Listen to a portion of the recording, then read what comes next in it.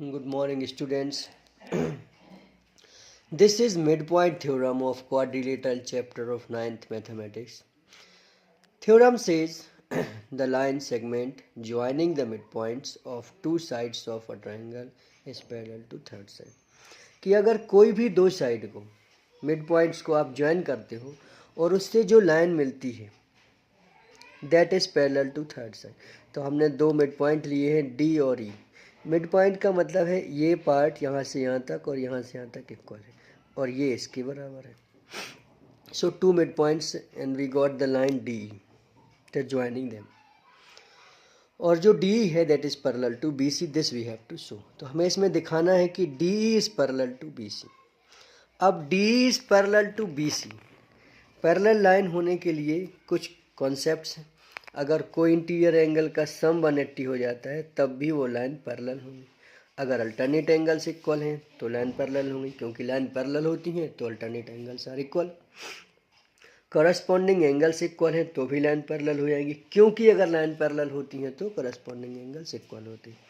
तो ऐसे किसी कॉन्सेप्ट को हम यूज़ करने वाले हैं to prove this theorem.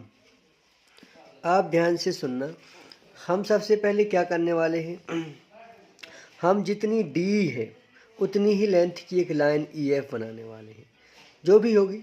So this both are equal, ये कंस्ट्रक्शन कर लिया और उसकी लेंथ के इक्वल ये पॉइंट एफ मिलेगा, इसको सी से ज्वाइन कर दिया। So we will write the construction. जो हमने किया है उसको लिख लेते हैं। Construction what is that, draw E F equal to D E, बस इतना कंस्ट्रक्शन करना है। After that join C to E, तो सी टू ई को ज्वाइन कर देना है and we get this triangle E F C. Now we will prove their congruency. So in triangle A D E and triangle E F C, आप इन दोनों triangle में देखो तो A E is equal to E C, because E is the mid point, this is given to us. E is the mid point और ये हमें given है। After this D E is equal to E F, this we have done by construction. तो ये हमने construction से किया है। इसके बाद आप देखो तो ये एंगल इसके बराबर है। So right A E D is equal to angle F E C, और ये दोनों क्या हैं, वर्टिकली ऑपोजिट एंगल्स हैं। So these are equal. अब side angle side of this first triangle is equal to side angle side of this second triangle. So by this SAS these both will be congruent. अब इसकी congruency से हमें क्या फ़ायदा है, D E E F C by SAS congruency axiom. If they are congruent, angle A equal to angle E C F इसके equal होगा, क्योंकि सी पी सी टी से।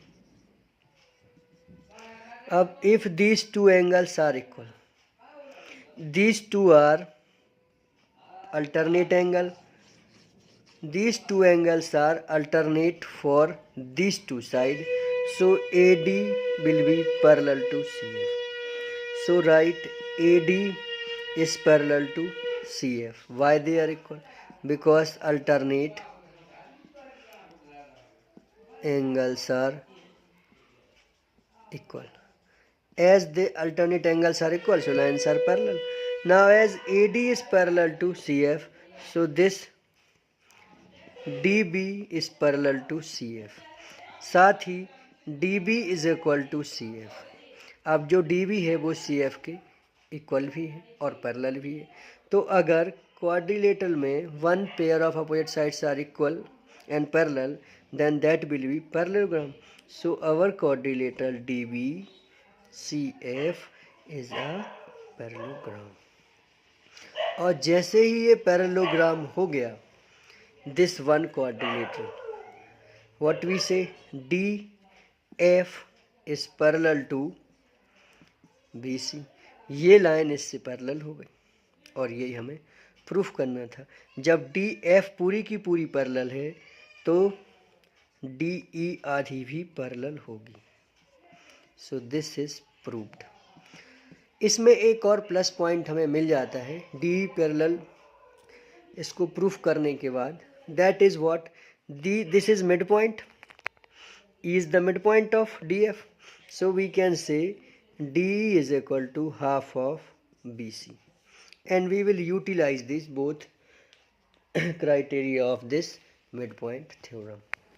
So this was midpoint theorem, so easy. Thank you so much for watching this video. Please like it and subscribe the channel.